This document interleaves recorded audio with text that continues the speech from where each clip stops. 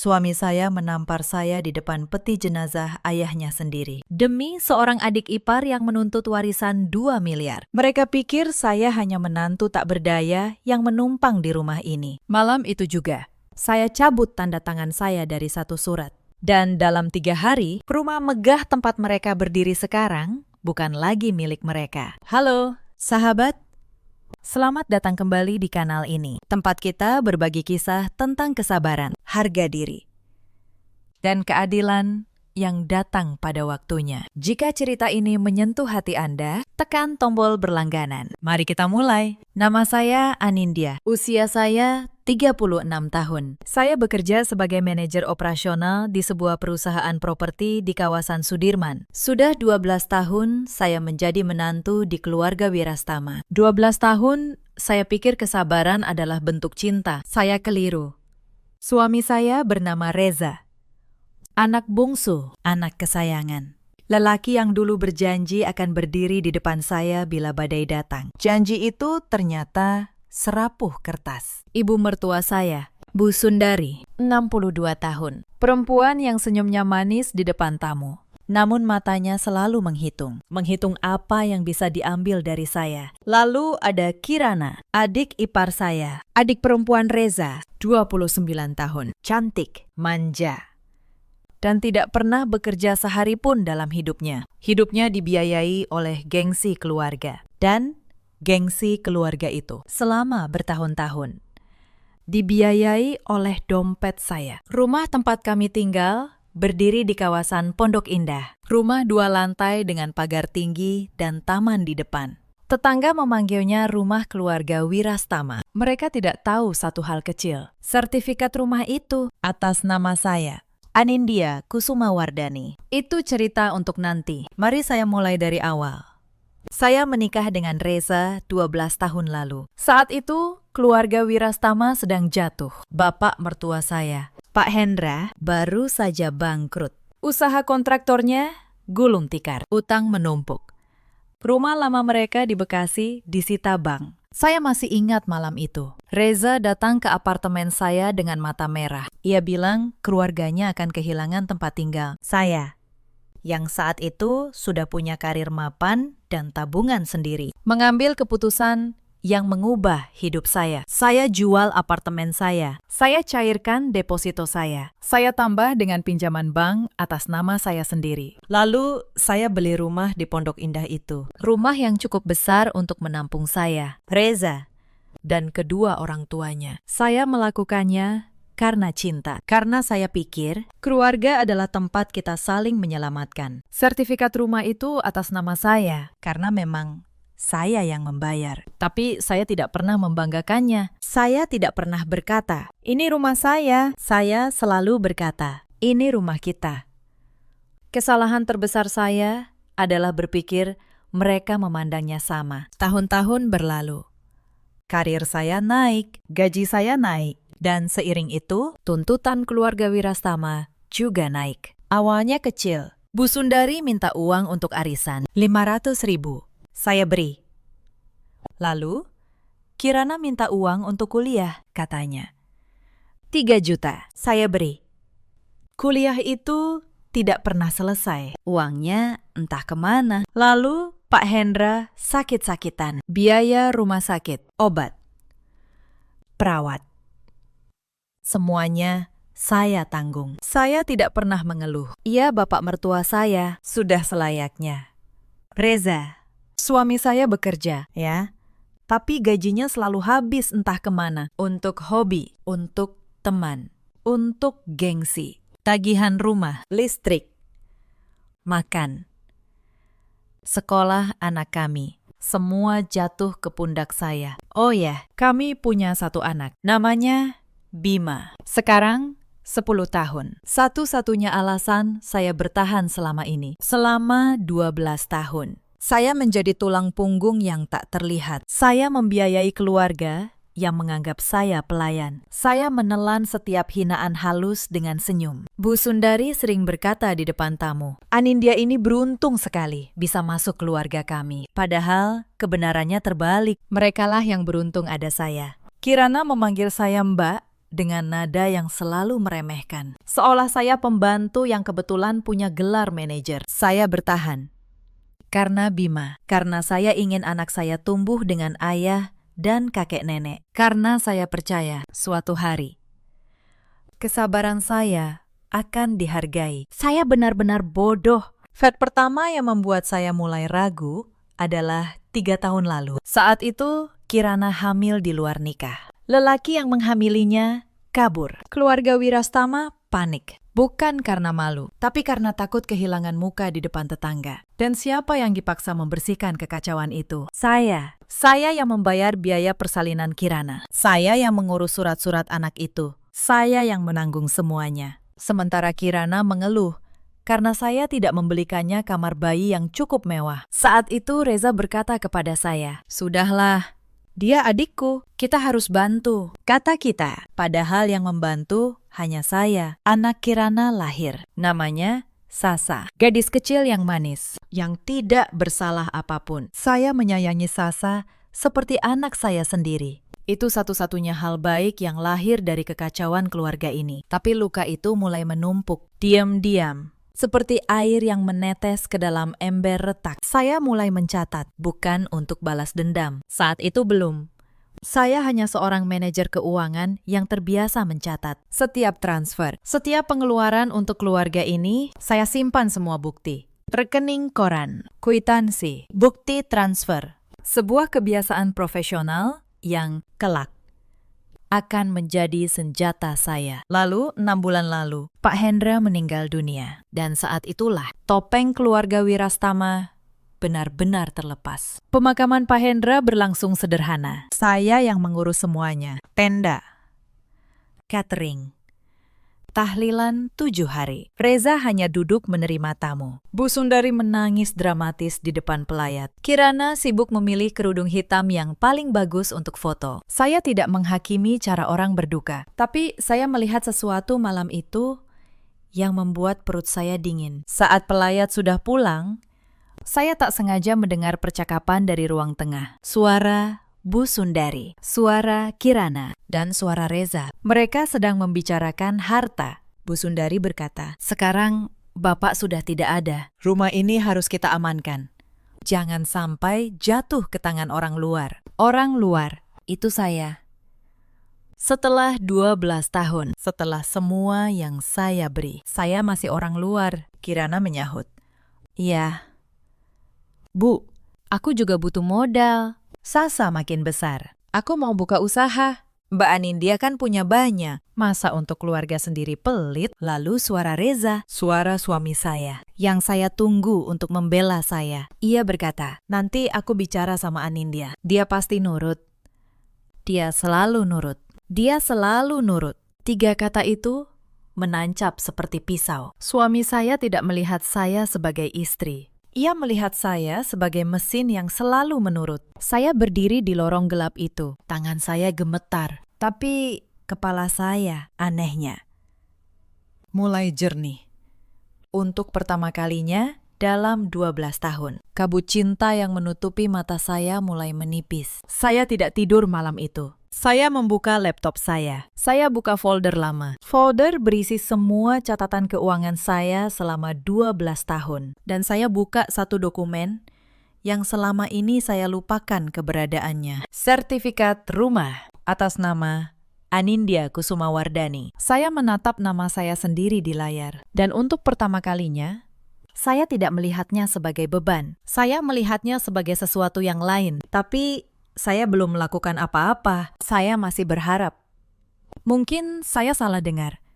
Mungkin Reza akan berubah. Mungkin keluarga ini masih punya hati. Harapan itu hancur seminggu kemudian. Pagi itu, di meja makan, Bu Sundari memulai serangannya. Ia meletakkan secangkir teh dengan keras, lalu berkata, "Anindya, kita perlu bicara serius soal rumah ini." Saya tetap tenang. "Ada apa?" Bu Sundari berkata, "Rumah ini kan peninggalan keluarga Wirastama. Sekarang Bapak sudah tiada. Sudah sepantasnya sertifikatnya dibalik nama ke Reza sebagai anak laki-laki. Biar jelas, biar rapi." Saya menahan napas. Mereka pikir saya tidak tahu apa yang mereka rencanakan. Saya menjawab pelan, "Bu, sertifikat rumah ini atas nama saya, karena memang saya yang membelinya. 12 tahun lalu." Suasana langsung berubah. Wajah Bu Sundari mengeras. Kirana yang sedang menyuapi Sasa langsung menoleh dengan tatapan tajam. Kirana berkata, "Maksud Mbak apa? Rumah ini punya keluarga kami. Mbak cuma numpang nama doang." "Numpang Mama." Saya hampir tertawa. Tapi saya menahannya. Saya menoleh ke Reza. Saya menunggu suami saya berkata sesuatu. Apapun. Membela saya. Mengakui kebenaran. Mengatakan, Anindya yang membeli rumah ini. Kita berhutang budi padanya. Tapi Reza menunduk. Mengaduk kopinya. "Diameter." Diamnya Reza saat itu lebih menyakitkan daripada 1000 hinaan. Sejak hari itu, hidup di rumah itu berubah menjadi neraka kecil yang dirancang untuk mengusir saya. Bu Sundari mulai memperlakukan saya seperti tamu yang tak diundang. Ia mengunci dapur dan berkata, bahan makanan sedang menipis. Padahal saya yang membayar belanja bulanan. Ia memindahkan barang-barang saya dari kamar utama ke kamar belakang yang sempit. Dengan alasan, kamar utama akan dipakai untuk Kirana dan Sasa. Saya pindah tanpa protes. Saya hanya mengamati, mencatat, menunggu. Tapi tekanan terus meningkat dengan cara yang semakin keji. Suatu hari, saya pulang dan mendapati semua dokumen kerja saya yang tersimpan di lemari kamar berserakan di lantai. Berantakan, seolah ada yang sengaja mengobrak-abriknya. Beberapa berkas penting hilang. Saya tahu siapa pelakunya. Mereka mencari sertifikat rumah, berharap bisa memusnahkannya. Untungnya, sertifikat asli sudah lama saya simpan di safe deposit box bank. Yang ada di rumah hanya saliman. Tapi tindakan itu menunjukkan satu hal. Mereka sudah berani melanggar batas. Mereka rela mencuri demi merebut apa yang bukan hak mereka. Saya tidak marah-marah. Saya hanya merapikan kembali dokumen saya. Lalu, malam itu, saya memasang kunci tambahan di lemari saya. Dan saya mulai memikirkan langkah yang lebih serius. Mereka juga mulai mengisolasi saya dari Bima. Bu Sundari sering melarang Bima bermain dengan saya. Dengan dalih, saya terlalu sibuk bekerja. Ia mencoba meracuni pikiran anak saya, berkata bahwa ibunya lebih mencintai pekerjaan daripada keluarga. Tapi Bima, anak saya yang cerdas, tahu kebenarannya. Ia tetap memeluk saya setiap malam dan berbisik, "Bima sayang Bunda." Ikatan antara saya dan Bima adalah satu hal yang tidak pernah bisa mereka rusak. Sekuat apapun mereka mencoba. Lalu serangan kedua datang. Lebih kasar. Suatu sore, saya pulang kerja dan mendapati seorang lelaki asing sedang mengukur ruang tamu dengan meteran. Di sampingnya berdiri Kirana. Tersenyum penuh kemenangan. Saya bertanya, "Ini siapa?" Kirana menjawab santai, "Oh, ini arsitek. Aku mau renovasi rumah. Ruang tamu ini mau aku jadikan kafe kecil. Modal usaha dari warisan Bapak." Renovasi, kafe, modal usaha di rumah yang sertifikatnya atas nama saya, tanpa bertanya kepada saya sedetik pun. Dan ternyata itu baru permulaan. Beberapa hari sebelumnya, Kirana sudah mengajukan tuntutan langsung kepada saya. Ia masuk ke kamar saya tanpa mengetuk, duduk di tepi ranjang, lalu berkata dengan nada manja yang dibuat-buat, "Mbak, aku butuh modal 500 juta buat buka usaha. Mbak kan kaya. Transfer ya, anggap aja bantu adik. 500 juta. Disebut seentang meminta uang jajan. Saya menjawab pelan, "Kirana, saya tidak punya uang sebanyak itu untuk diberikan begitu saja." Wajah Kirana langsung berubah masam. Ia berdiri, lalu berkata sinis, "Halah, sok miskin. Padahal gaji Mbak puluhan juta. Pelit banget jadi orang. Pantas aja keluarga ini nggak pernah benar-benar nganggep Mbak." Lalu, ia keluar, membanting pintu kamar saya. Saya duduk diam, bukan karena uangnya, tapi karena saya akhirnya benar-benar paham. Bagi mereka, saya bukan manusia. Saya hanya sumber uang yang harus terus mengalir. Dan ketika aliran itu berhenti, saya tidak lagi punya nilai di mata mereka. Insiden dengan arsitek itu terjadi tak lama setelah penolakan saya soal modal usaha. Ini adalah cara Kirana menunjukkan bahwa ia tidak menerima jawaban tidak dari saya. Saya menahan amarah. Saya berkata pada arsitek itu dengan tenang, "Maaf, Pakistan. Pekerjaan ini ditunda dulu. Ada hal yang harus dibereskan." Kirana langsung naik pitam. Mbak jangan ikut campur. Ini urusan keluarga kami." "Mbak siapa?" Saya menatapnya. "Lama." Lalu saya menjawab, "Saya pemilik rumah ini." Kirana tertawa mengejek. Lalu ia berteriak memanggil ibunya. Bu Sundari datang dengan wajah garang. Dan saat itulah tangannya terangkat. Plak. Bu Sundari menampar pipi saya di depan arsitek asing itu. Di rumah yang saya beli dengan keringat saya sendiri. "Berani-beraninya kamu mengaku pemilik rumah ini," teriaknya. "Dasar menantu durhaka. Tidak tahu diri, kamu pikir karena punya uang, kamu bisa mengatur keluarga ini." Pipi saya panas, tapi hati saya anehnya dingin. Sangat dingin. Saya tidak membalas. Saya hanya menatap mata Bu Sundari dalam-dalam. Lalu saya berbalik dan masuk ke kamar. Saya mengunci pintu, dan di balik pintu itu, saya tidak menangis. Saya membuka laptop saya. Malam itu, saya menelpon satu orang, Pak Wibowo, notaris langganan perusahaan saya. Orang yang sudah saya percaya bertahun-tahun. Saya bertanya satu hal sederhana. Apakah sertifikat atas nama saya masih sah secara hukum, meski selama ini saya tinggal bersama keluarga suami? Jawabannya membuat saya bisa bernapas lega untuk pertama kalinya. Sertifikat itu 100% hak milik saya. Tidak ada satupun anggota keluarga Wirastama yang punya klaim hukum atasnya. Bahkan Reza sekalipun. Karena rumah itu saya beli sebelum ada percampuran harta yang tercatat. Saya menutup telepon. Saya menatap langit-langit kamar. Dan saya mulai menyusun rencana. Tapi saya belum bertindak. Saya ingin melihat seberapa jauh mereka berani. Saya ingin mereka menggali lubang mereka sendiri sedalam mungkin. Mereka tidak mengecewakan saya. Minggu berikutnya, tekanan meningkat. Reza akhirnya bicara. Tapi bukan untuk membela saya. Suatu malam, ia masuk ke kamar belakang tempat saya tidur sekarang. Ia duduk di tepi ranjang dengan wajah memohon yang dibuat-buat. "Anindya," katanya, "aku mohon. Demi keutuhan keluarga, balik nama saja sertifikat itu ke aku. Ibu sudah tua, dia butuh ketenangan. Kirana butuh modal. Kamu kan istri yang baik, kamu pasti mau berkorban sedikit lagi, kan?" Berkorban sedikit lagi. Setelah 12 tahun, setelah satu rumah, satu apartemen, semua tabungan, semua karir yang saya bagi, saya menatap suami saya, lelaki yang dulu saya cintai, dan saya bertanya pelan, "Reza, kalau saya menolak, apa yang akan terjadi?" Wajahnya berubah.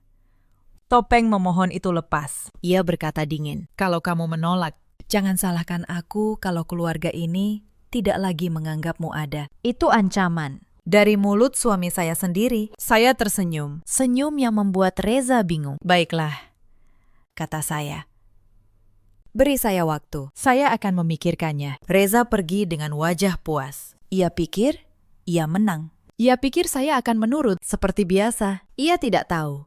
Malam itu, saya tidak sedang memikirkan apakah akan menyerahkan rumah. Saya sedang memikirkan bagaimana cara terbaik untuk mengambil kembali hidup saya sepenuhnya. Keesokan paginya, sebuah peristiwa kecil menjadi pemicu terakhir. Saya sedang menyiapkan sarapan untuk Bima sebelum sekolah. Bima, anak saya, anak satu-satunya. Ia datang ke dapur dengan mata sembab. Ia berkata, "Bunda, tadi malam nenek bilang, aku dan Bunda akan diusir dari rumah ini. Apa itu benar?" Hati saya hancur, bukan untuk diri saya, tapi untuk anak saya yang masih 10 tahun, yang harus mendengar ancaman seperti itu dari neneknya sendiri. Saya berlutut. Saya peluk Bima. Saya berkata pelan, "Tidak. Sayang, tidak ada yang akan mengusir kita. Karena rumah ini milik Bunda. Dan Bunda tidak akan pernah membiarkan siapapun menyakitimu." Saat itulah, di dapur itu, dengan anak saya dalam pelukan, keraguan terakhir saya lenyap. Tidak ada lagi cinta yang perlu saya selamatkan. Tidak ada lagi keluarga yang perlu saya pertahankan. Yang ada hanya saya dan Bima. Dan saya akan melindungi anak saya dengan segala cara. Tapi sebelum saya bertindak, Mereka melancarkan 2 serangan lagi. 2 serangan yang justru memperkuat tekad saya. Serangan pertama terjadi di sekolah Bima. Suatu siang, saya mendapat telepon dari wali kelas. Katanya, ada masalah dengan pembayaran uang sekolah Bima. Saya bingung, karena saya selalu membayar tepat waktu. Setelah saya selidiki, ternyata Bu Sundari diam-diam menelpon pihak sekolah. Ia mengaku sebagai nenek Bima dan meminta agar tagihan sekolah dialihkan. Katanya keluarga sedang kesulitan keuangan. Tujuannya jelas, mempermalukan saya, membuat saya terlihat tidak mampu membiayai anak saya sendiri. Di sekolah tempat Bima belajar. Saya datang ke sekolah hari itu juga. Saya tunjukkan bukti pembayaran. Saya jelaskan situasinya kepada wali kelas. Untungnya, pihak sekolah memahami. Tapi luka itu menancap. Mereka tidak hanya menyerang saya.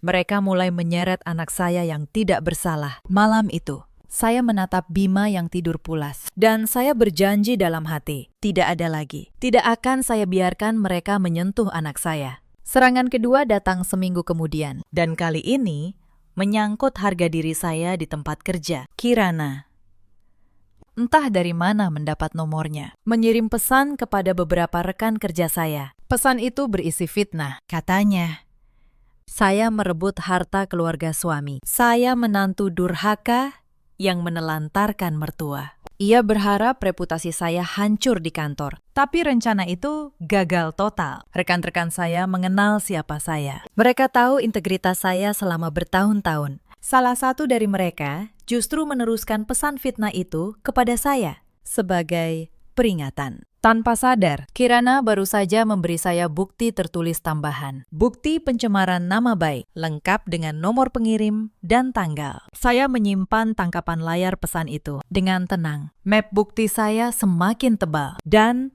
mereka tanpa sadar terus mengisinya untuk saya. Saat itulah saya tahu kesabaran saya sudah cukup. Sekarang giliran keadilan. Hari itu saya tidak ke kantor. Saya menelpon Pak Wibowo. Lalu saya menelpon Pak Handoko, kepala divisi legal di perusahaan saya. Pengacara korporat senior yang sangat saya hormati. Saya menceritakan semuanya. Dan saya bertanya, langkah apa yang paling kuat secara hukum? Mereka berdua mendengarkan. Lalu Pak Handoko berkata satu kalimat yang membuat saya tahu saya sudah berada di jalur yang benar. Anindya, secara hukum, Anda memegang semua kartu. Mereka tidak punya apa-apa. Mari kita susun semuanya dengan rapi. Hitam di atas putih. Hitam di atas putih. Itulah senjata saya. Selama 3 hari berikutnya, saya bekerja dalam diam. Di luar, saya tetap menantu yang patuh. Saya memasak, saya tersenyum. Saya berkata sedang mempertimbangkan permintaan mereka. Mereka semua tersenyum penuh kemenangan. Mengira saya akan menyerah, tapi di balik layar, saya menyiapkan segalanya. Bersama Pak Wibowo, saya menyiapkan dokumen-dokumen resmi. Bersama Pak Handoko, saya menyiapkan surat-surat hukum. Saya mengumpulkan semua bukti 12 tahun, rekening koran, bukti transfer, kwitansi rumah sakit, bukti pembelian rumah. Semuanya tersusun rapi dalam satu map tebal. Dan ada satu hal lagi yang mereka tidak tahu. 3 bulan lalu, saat insiden Kirana dengan arsitek itu, saya diam-diam memasang kamera CCTV kecil di ruang tamu dan ruang tengah. Bukan untuk menyintai. Awalnya hanya untuk keamanan Bima. Tapi kamera itu ternyata merekam segalanya. Setiap ancaman, setiap hinaan, setiap rencana jahat mereka untuk merebut rumah saya. Saya punya bukti tertulis. Saya punya bukti hukum. Dan sekarang saya punya bukti rekaman. Permainan sebenarnya baru akan saya mulai. Pada hari ketiga, mereka kehilangan kesabaran, dan itu memberi saya alasan sempurna. Sore itu, Kirana mengadakan acara di rumah, tanpa izin saya, tentu saja.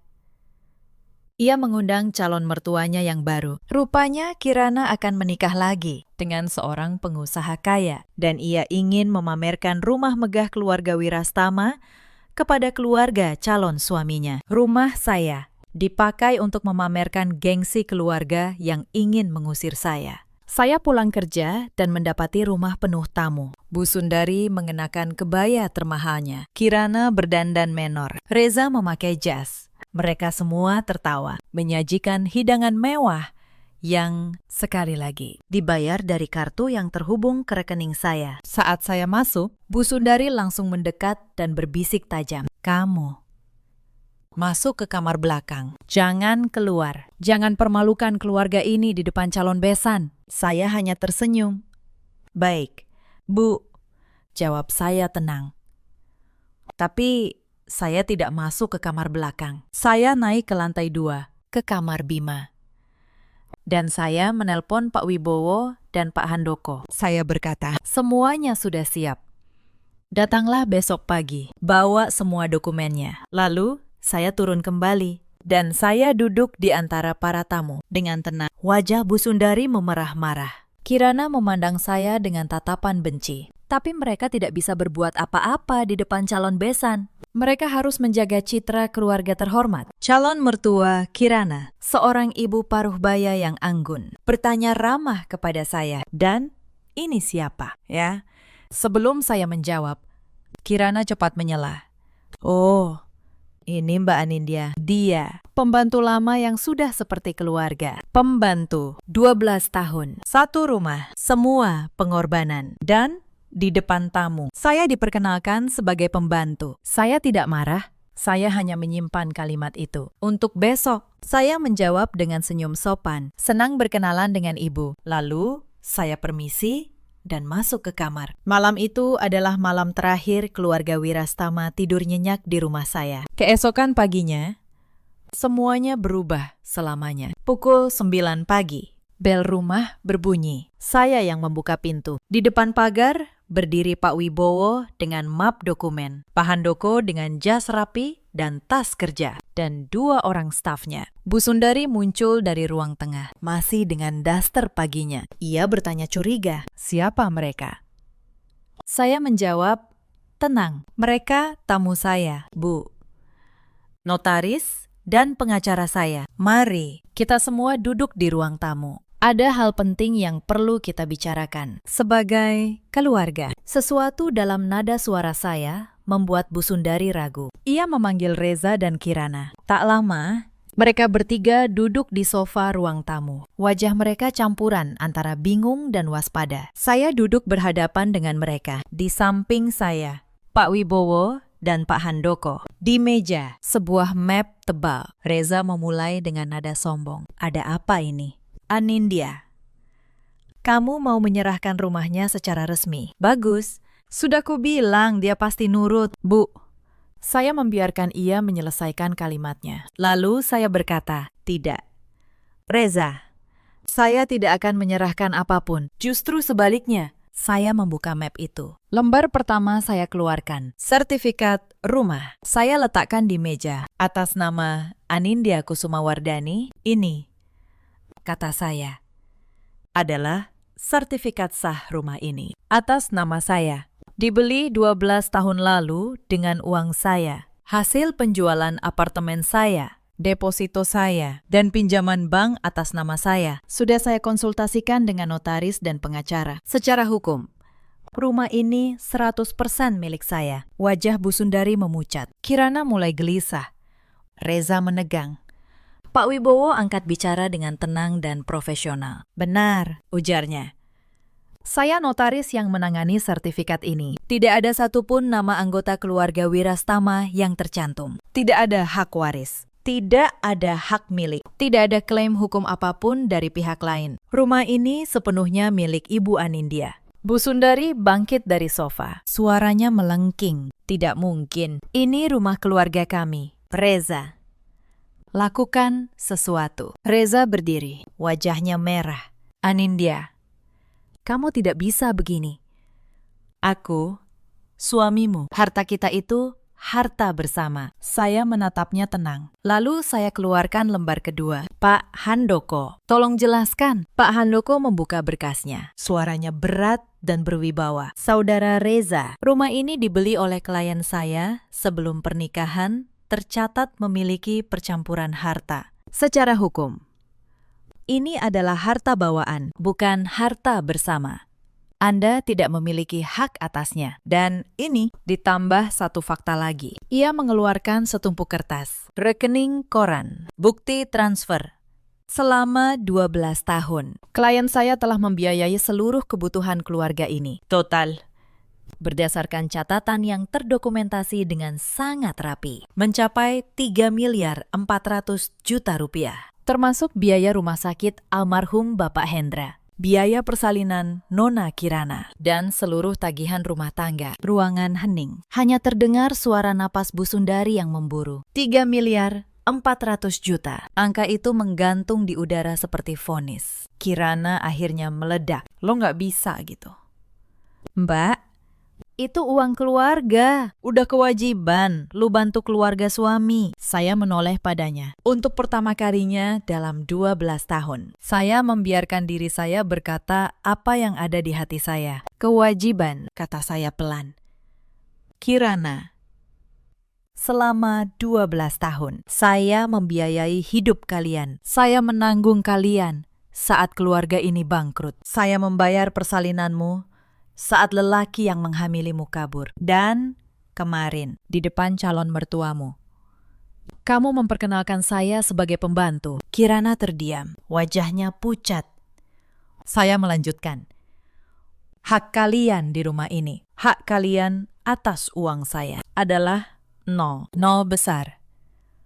Bukan karena saya kejam, tapi karena kalian tidak pernah menganggap saya keluarga. Kalian hanya menganggap saya dompet berjalan. Bu Sundari mencoba melangkah maju. Tangannya terangkat seperti hendak menampar saya lagi. Tapi kali ini, Pak Handoko berdiri menghalangi. Saya sarankan, Ibu tidak melakukan kekerasan, ujarnya dingin. Karena setiap tindakan di rumah ini sudah terekam. Kata terekam membuat mereka membeku. Saya mengambil tablet saya. Saya putar rekaman CCTV di layar. Terlihat jelas Bu Sundari menampar saya di hadapan arsitek. Terdengar jelas suaranya berteriak, dasar menantu durhaka, tidak tahu diri. Terdengar jelas Kirana menyuruh mengusir saya dan Bima. Terdengar jelas Reza mengancam akan menganggap saya tidak ada. Semuanya terekam. Tanggal, jam, suara, wajah. Hitam di atas putih dan kini hidup di atas layar. Saya membiarkan rekaman itu berputar sampai habis. Setiap detik adalah pukulan bagi mereka. Wajah Bu Sundari yang menampar saya. Suara Kirana yang menyuruh mengusir Bima. Reza yang berdiri diam. Tidak melakukan apapun untuk membela istrinya. Semuanya dengan jelas, tanpa bisa dibantah. Saat rekaman berhenti, ruangan benar-benar sunyi. Bu Sundari terduduk lemas di sofa. Kirana menutup mulutnya dengan tangan. Matanya membelalak. Dan Reza, suami saya, menatap layar itu dengan wajah pucat pasi. Seolah baru pertama kali melihat siapa keluarganya sebenarnya. Atau mungkin baru pertama kali melihat siapa dirinya sebenarnya. Wajah ketiga orang itu hancur.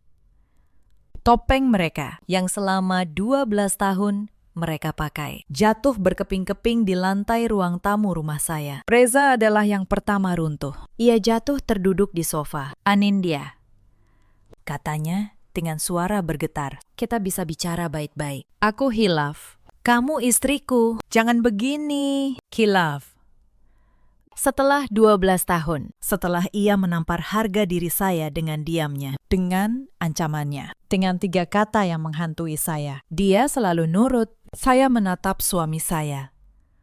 Tidak ada lagi cinta di sana, hanya rasa lelah yang dalam. Reza, kata saya, kamu punya satu kesempatan untuk membela saya. 12 tahun, berkali-kali, dan setiap kali kamu memilih ibumu, adikmu, gengsimu. Tidak pernah saya. Sekarang, saya yang memilih. Dan saya memilih diri saya. Dan anak kita. Pak Handoko meletakkan sebuah dokumen baru di meja untuk memperjelas situasi hukum. Ujarnya, klien saya telah menyiapkan 2 pilihan. Pilihan pertama, gugatan perdata untuk penggantian seluruh dana yang telah dikeluarkan selama 12 tahun, sebesar 3 miliar 400 juta, disertai surat perintah pengosongan rumah dalam waktu 3 kali 24 jam. Karena para penghuni tidak memiliki hak hukum atas properti ini. Bu Sundari menjerit, "Kamu mau mengusir kami? Mengusir ibu dari suamimu." Pak Handoko melanjutkan, "Tenang, pilihan kedua. Klien saya tidak menuntut pengembalian uang 3 miliar itu. Sebagai gantinya, seluruh penghuni mengosongkan rumah secara sukarela dalam waktu 1 minggu. Tanpa kekerasan, tanpa drama. Dan klien saya akan, dengan kebaikan hatinya, memberikan uang transisi sebesar 50 juta untuk Ibu Sundari memulai hidup baru." Ruangan hening. Pilihan itu jelas. Lawan secara hukum dan kehilangan 3 miliar yang tidak mungkin mereka bayar. Atau pergi dengan tenang dan menerima sedikit belas kasih. Tapi keserakahan manusia memang sulit ditebak. Kirana, yang sejak tadi diam, tiba-tiba menyeringai. Ia berkata, "Jangan takut. Bu, Mbak Anindya nggak akan berani bawa ini ke pengadilan. Dia gengsi. Dia takut malu. Kita lawan saja. Aku punya kenalan pengacara. Saya hampir tertawa. Mereka masih meremehkan saya. Bahkan di saat seperti ini. Saya tidak menjawab. Saya hanya berkata, silahkan. Pikirkan baik-baik. Kalian punya waktu sampai besok." Lalu, saya bangkit. Dan saya mengantar Pak Wibowo dan Pak Handoko ke pintu. Di belakang saya, terdengar suara mereka mulai bertengkar. Bu Sundari menyalahkan Kirana. Kirana menyalahkan Reza. Reza diam. Kepalanya tertunduk dalam. Untuk pertama kalinya, parasit-parasit itu saling memakan satu sama lain. Malam itu, mereka memilih jalan keserakahan. Persis seperti yang saya duga. Kirana benar-benar menghubungi seorang pengacara. Dan keesokan harinya, sebuah surat somasi dikirim ke rumah. Ditujukan kepada saya. Saya membaca surat itu di ruang tengah. Pak Wibowo, yang kebetulan sedang berkunjung, ikut membaca. Isi somasi itu sungguh konyol. Mereka menuduh saya melakukan penipuan dengan mengatasnamakan rumah keluarga. Mereka menuntut saya menyerahkan sertifikat dan membayar ganti rugi imaterial sebesar 1 miliar atas pencemaran nama baik keluarga Wirastama. Pencemaran nama baik dari keluarga yang menampar saya dan menyebut saya pembantu. Pak Wibowo membaca surat itu, lalu tertawa kecil. "Ibu Anindya," ujarnya, "ini somasi paling lemah yang pernah saya baca. Pengacara yang menulis ini jelas tidak memeriksa fakta. Mereka justru menggali kubur mereka sendiri lebih dalam." Saya tersenyum. Karena saya tahu somasi itu adalah hadiah. Mereka memberi saya alasan hukum yang sempurna untuk menghancurkan klaim mereka sepenuhnya. Saya mengirim foto somasi itu ke Pak Handoko. Tak sampai 15 menit, ia menelpon. Suaranya terdengar geli. "Anindya," ujarnya, "ini lelucon. Mereka menuduh penipuan, padahal sertifikat sah atas nama Anda dengan bukti pembayaran lengkap. Mereka menuntut pencemaran nama baik, padahal Anda punya rekaman mereka yang menghina dan menyerang Anda. Surat ini justru memperkuat posisi Anda. Mari kita balas dengan tegas." Dan kami pun membalas. Pak Handoko menyusun surat jawaban resmi, bukan sekedar membantah somasi, tapi balik menggugat. Pertama, gugatan perdata penggantian dana 3 miliar 400 juta. Kedua, laporan pidana atas tindak kekerasan, yaitu penamparan yang terekam CCTV. Ketiga, gugatan pencemaran nama baik balik atas tuduhan penipuan yang tidak berdasar. Surat balasan itu dikirim ke pengacara Kirana dan reaksinya, seperti yang sudah saya duga, adalah kepanikan total. 3 hari kemudian, pengacara Kirana menelpon Pak Handoko, memohon perdamaian. Rupanya, begitu pengacara itu memeriksa bukti-bukti yang kami miliki, ia langsung menyadari kliennya tidak punya peluang sama sekali. Bahkan ia menyarankan Kirana untuk mencabut somasi dan segera mengosongkan rumah. Sebelum kasus pidana benar-benar bergulir, permainan selesai. Dan mereka kalah telak. Saya bisa saja menghancurkan mereka sepenuhnya. Membawa Bu Sundari ke pengadilan atas pengamparan itu. Menuntut 3 miliar yang akan membuat mereka jatuh miskin selamanya. Saya punya semua kartu untuk itu. Tapi saya berhenti sejenak. Saya teringat Sasa, keponakan kecil yang tidak bersalah. Saya teringat Bima, anak saya, yang tidak perlu tumbuh dengan dendam. Saya memilih jalan yang berbeda. Bukan karena mereka pantas menerima belas kasih, tapi karena saya tidak ingin menjadi seperti mereka. Saya menarik gugatan pidana, tapi syaratnya tetap tegas. Mereka harus mengosongkan rumah dalam 1 minggu. Mereka harus menandatangani surat pernyataan resmi, hitam di atas putih, bahwa mereka tidak memiliki hak apapun atas rumah dan harta saya, dan tidak akan pernah mengganggu saya atau Bima lagi. Selamanya. Dan Reza. Untuk Reza, saya menyiapkan 1 dokumen terakhir, surat gugatan cerai. Hari penandatanganan tiba seminggu kemudian. Pak Wibowo datang membawa semua dokumen. Di ruang tamu yang sama, tempat mereka dulu memamerkan gengsi kepada calon besan. Kini mereka duduk dengan kepala tertunduk. Bu Sundari menandatangani surat pernyataan dengan tangan gemetar. Tidak ada lagi kebaya mahal. Tidak ada lagi senyum di depan tamu. Hanya seorang perempuan tua yang keserakahannya telah menelan dirinya sendiri. Kirana menandatangani sambil menahan tangis. Bukan tangis penyesalan, tangis karena kalah. Rencananya menikahi pengusaha kaya itu juga gagal, karena keluarga calon suaminya mendengar kabar tentang skandal keluarga ini dan membatalkan lamaran. Tanpa rumah megah untuk dipamerkan, tanpa keluarga terhormat untuk dibanggakan, Kirana kehilangan satu-satunya modalnya, gengsi. Lalu, giliran Reza. Saya meletakkan surat gugatan cerai di depannya. Tangannya bergetar memegang pena. Anindya, fisiknya. Terakhir kali. Beri aku kesempatan. Aku akan berubah. Aku akan memilihmu kali ini. Saya menatapnya. Tenang. Tanpa amarah. Tanpa air mata. Reza, kata saya. Kesempatan tidak datang 12 kali. Kamu sudah memilih berkali-kali. Sekarang biarkan saya memilih kedamaian. Ia menandatangani. Dan dengan 1 tanda tangan itu, 12 tahun pernikahan yang dibangun di atas pengorbanan satu pihak berakhir. Sore itu juga, mereka mengemasi barang-barang mereka. Saya tidak mengusir mereka dengan kasar. Saya hanya berdiri di teras, menggandeng Bima.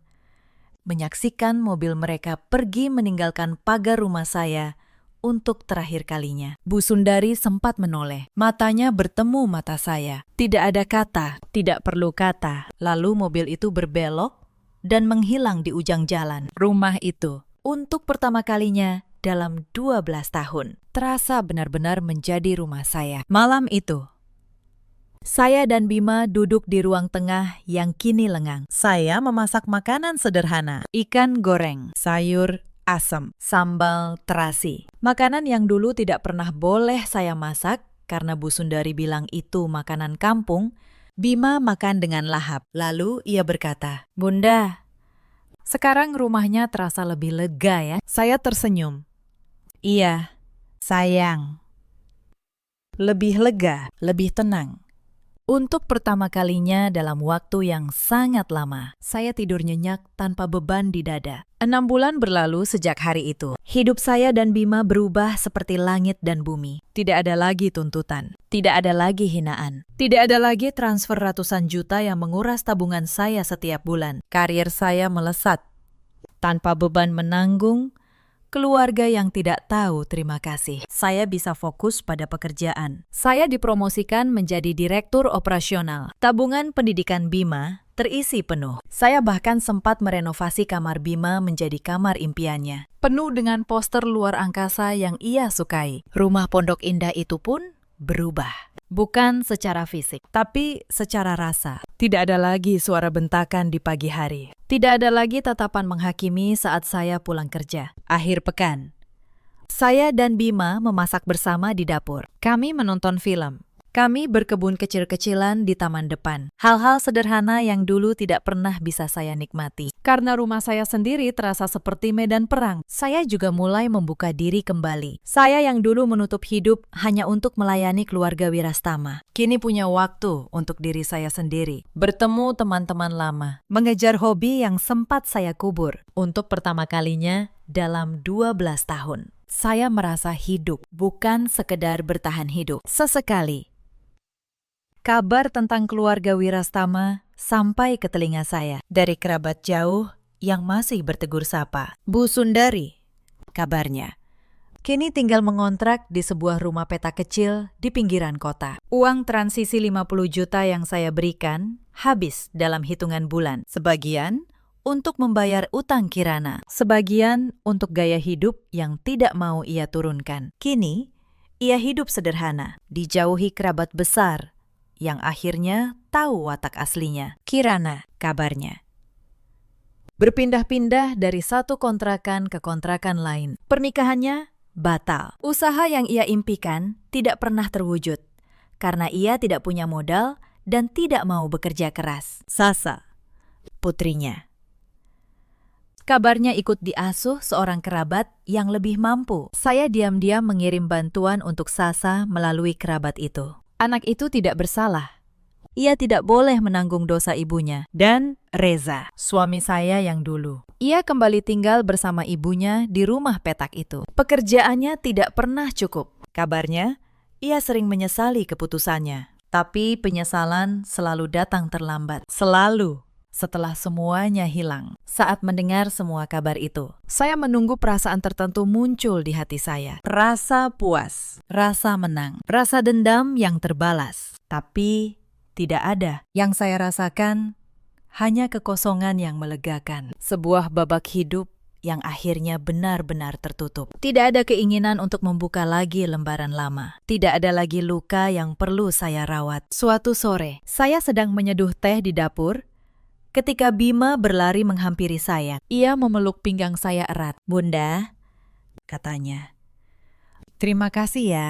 Sekarang Bima nggak pernah lihat Bunda nangis lagi." Hati saya hangat. Saya berlutut, menyejajarkan tinggi saya dengan anak saya. Saya cium keningnya. "Bunda janji," kata saya, "Bunda akan selalu menjaga Bima. Karena Bima dan Bunda, kita ini keluarga. Keluarga yang sebenarnya." Bima tersenyum lebar. Senyum yang membuat semua pengorbanan saya terasa berarti. Sahabat, sampai di sini cerita saya. Tapi izinkan saya menutupnya dengan sesuatu yang saya pelajari. Cerita ini mengajarkan satu hal. Kebaikan kita bukanlah kelemahan kita. Jangan pernah membiarkan orang lain mengubah pengorbananmu menjadi kewajiban yang tak pernah cukup. Dan jangan pernah demi nama keluarga menelan harga dirimu sampai kamu kehilangan dirimu sendiri. Di luar sana ada banyak perempuan seperti saya dulu. Perempuan yang membiayai, menanggung,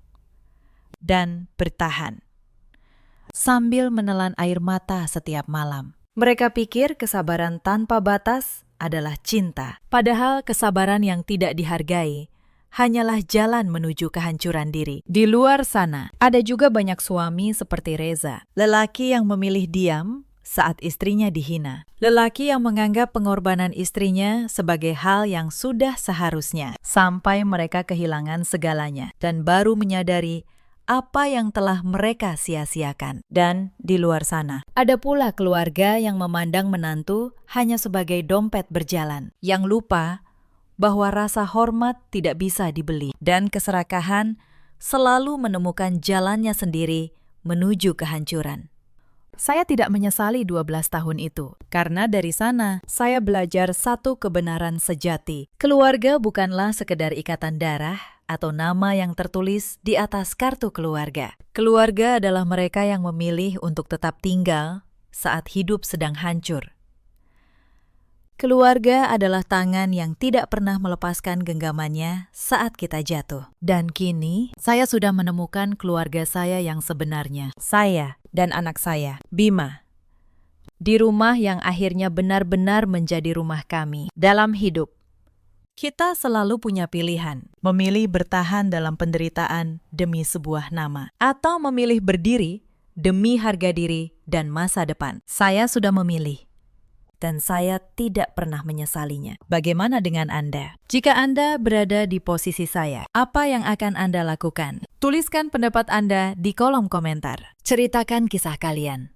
Mari kita saling menguatkan. Terima kasih sudah menemani sampai akhir. Jika cerita ini menyentuh hati Anda, jangan lupa tekan tombol suka dan berlangganan. Sampai jumpa di kisah berikutnya. Saat perutku terasa perih karena belum makan seharian, aku hanya meminta sepiring nasi kepada ibu mertuaku. Tapi di hadapan seluruh keluarga, beliau menunjuk mangkuk bekas makanan anjing di sudut dapur. Beliau menyuruhku makan dari sana sambil tertawa. Suamiku ada di ruangan itu. Ia menunduk. Ia memilih diam. Seperti biasa. Aku tidak menangis. Aku hanya masuk ke kamar, membereskan barangku, lalu pergi tanpa sepatah kata. Mereka pikir aku akan kembali memohon, seperti 3 tahun terakhir. Tapi, keesokan paginya, ketika seluruh keluarga itu berkumpul untuk menjual satu-satunya aset yang mereka punya, pintu ruangan terbuka, dan orang yang masuk membuat ibu mertuaku jatuh terduduk di lantai. Halo sahabat, selamat datang kembali di kanal ini. Sebelum kita mulai, tuliskan nama kotamu di kolom komentar. Saya penasaran, dari kota mana saja kalian menemani saya hari ini? Untuk kalian yang sudah menekan tombol like dan subscribe, semoga selalu diberi kesehatan, umur panjang, dan rezeki yang lancar. Sekarang, mari kita mulai. Pernahkah kalian tinggal di sebuah rumah, tetapi tidak pernah benar-benar dianggap sebagai bagian dari keluarga di dalamnya? Perasaan itulah yang menemaniku setiap hari selama 3 tahun. Nama saya Aruna. Aruna Wijaya, 32 tahun. 3 tahun lalu, saya menikah dengan seorang pria bernama Damar. Saat itu, saya percaya hidup saya akan menjadi lebih hangat. Saya tidak pernah menuntut rumah mewah. Saya juga tidak pernah meminta kehidupan yang serba berkecukupan. Bagi saya, memiliki suami yang mencintai dan menghargai sudah lebih dari cukup. Ada satu hal yang tidak pernah saya ceritakan kepada keluarga Damar. Ayah saya, semasa hidupnya, membangun sebuah perusahaan dari nol. Sebuah perusahaan yang cukup besar di bidang pengadaan dan distribusi. Saya anak tunggal. Sejak ayah meninggal, sayalah yang memegang kendali penuh atas perusahaan itu. Tapi saya memilih diam. Saya tidak ingin Damar mencintai saya karena harta. Saya ingin tahu, apakah ia mencintai perempuan bernama Aruna? Bukan nama besar di belakang saya. Maka, di hadapan keluarganya, saya hanya seorang perempuan biasa. Seorang menantu yang katanya berasal dari keluarga sederhana. Saya tidak tahu, keputusan itu akan membuat saya membayar dengan harga diri saya sendiri. Saat pertama kali menginjakan kaki di rumah keluarga Damar, saya datang dengan hati penuh harapan. Rumah itu memang tidak besar. Catnya sudah kusam di beberapa bagian. Halamannya sempit,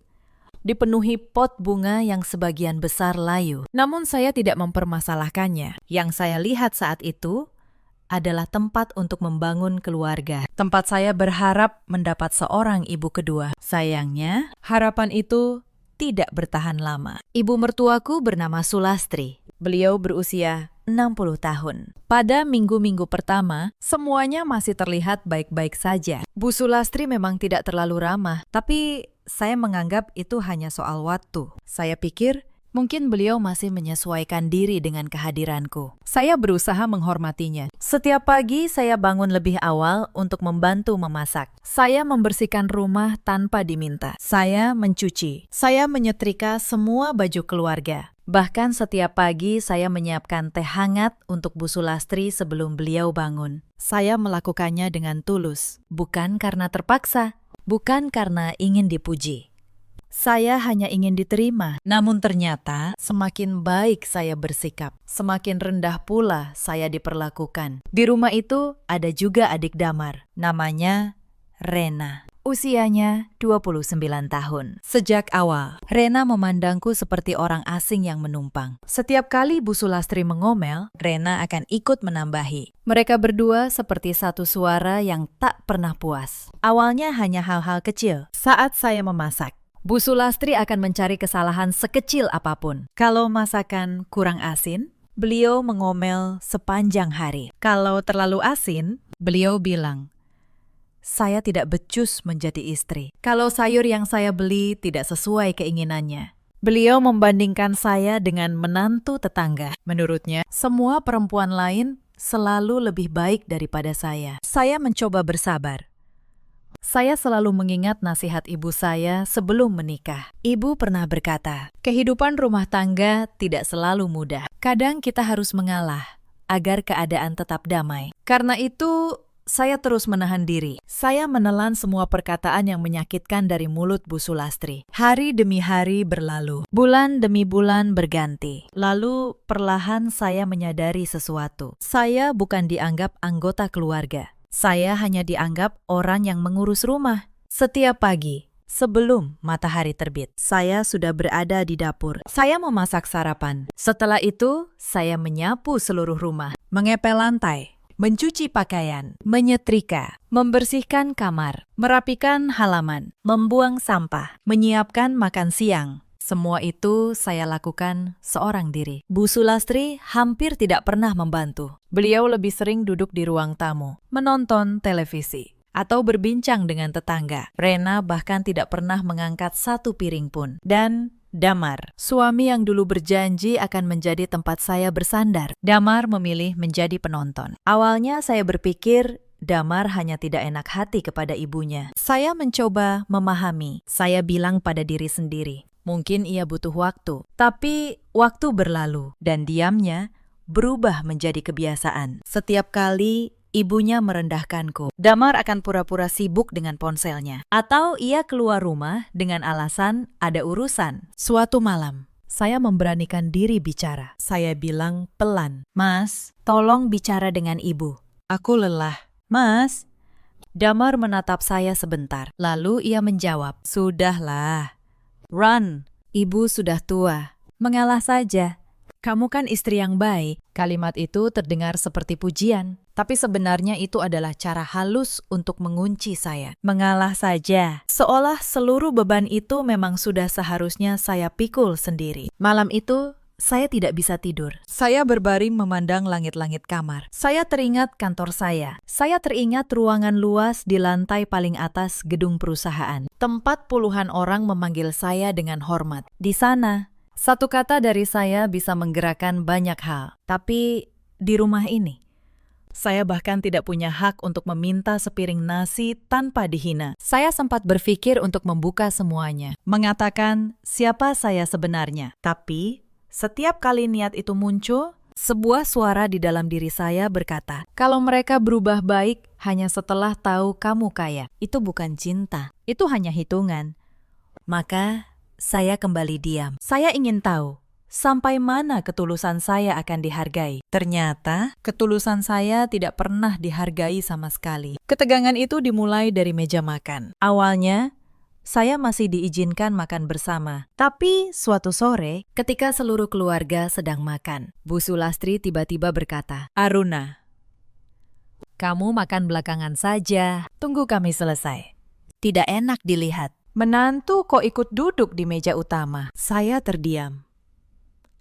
Saya menatap Damar, berharap ia berkata sesuatu. Tapi Damar hanya menyendok nasi, seakan tidak mendengar apapun. Sejak hari itu, saya makan sendirian di dapur. Setelah semua orang selesai, memakan sisa yang masih ada. Kadang lauk sudah habis, dan saya hanya makan nasi dengan kuah. Tapi saya tidak protes. Saya bilang pada diri sendiri, ini hanya soal makan. Saya masih bisa bertahan. Saya belum tahu. Itu baru permulaan. Beberapa minggu kemudian, mesin cuci di rumah itu rusak. Saya menawarkan untuk memanggil tukang servis. Bahkan saya siap membayarnya. Tapi Bu Sulastri menolak.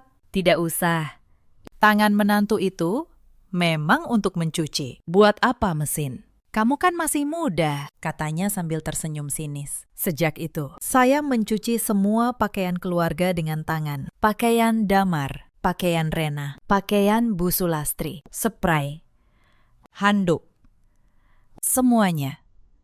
Setiap hari, tangan saya menjadi kasar dan perih. Tapi yang lebih perih adalah saat Rena dengan sengaja melempar pakaian kotornya ke lantai kamar mandi. Lalu berkata, "Cuci yang bersih ya, Mbak.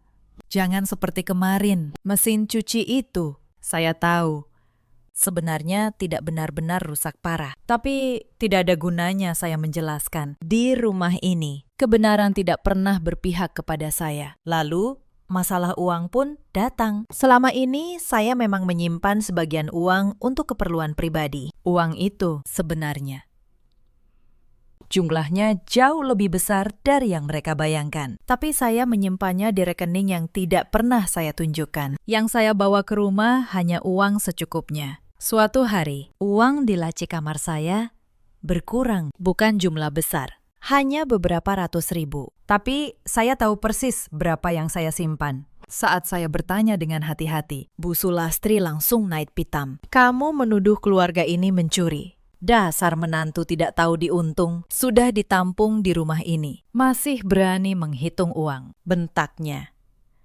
Damar, yang saat itu pulang kerja, hanya berkata, "Run, sudah. Cuma uang. Tidak usah ribut, cuma uang." Bagi mereka, harga diri saya juga cuma uang. Sesuatu yang bisa diambil tanpa permisi, lalu dianggap tidak ada. Yang lebih menyakitkan, sejak hari itu, Bu Sulastri mulai membatasi gerak saya. Beliau melarang saya keluar rumah tanpa izin. Kalau saya hendak menemui teman, beliau akan bertanya macam-macam, lalu berkata bahwa istri yang baik tidak boleh sering keluyuran. Pelan-pelan, saya kehilangan kontak dengan dunia luar. Saya menjadi semakin terkurung di dalam rumah itu. Hanya dengan pekerjaan rumah tangga yang tak pernah ada habisnya. Mereka tidak tahu. Di luar tembok rumah itu, ada sebuah ruangan luas dengan nama saya di pintunya, yang setiap hari menunggu untuk saya kembali. Malam itu, saya menulis sesuatu di buku catatan kecil, bukan untuk membalas, hanya untuk mengingatkan diri saya sendiri. Sampai sejauh mana saya sudah bertahan. Saya tidak tahu, suatu hari catatan itu akan menjadi pengingat bahwa kesabaran pun punya batas. Penghinaan berikutnya terjadi di depan banyak orang. Sore itu, beberapa tetangga datang berkunjung. Saya sedang menyiapkan minuman ketika tanpa sengaja menyenggol gelas, dan air tumpah sedikit di meja. Bu Sulastri langsung berdiri. "Lihat menantu saya ini," katanya keras, agar semua tamu mendengar. "Sudah tidak bawa apa-apa waktu menikah." Ceroboh pula.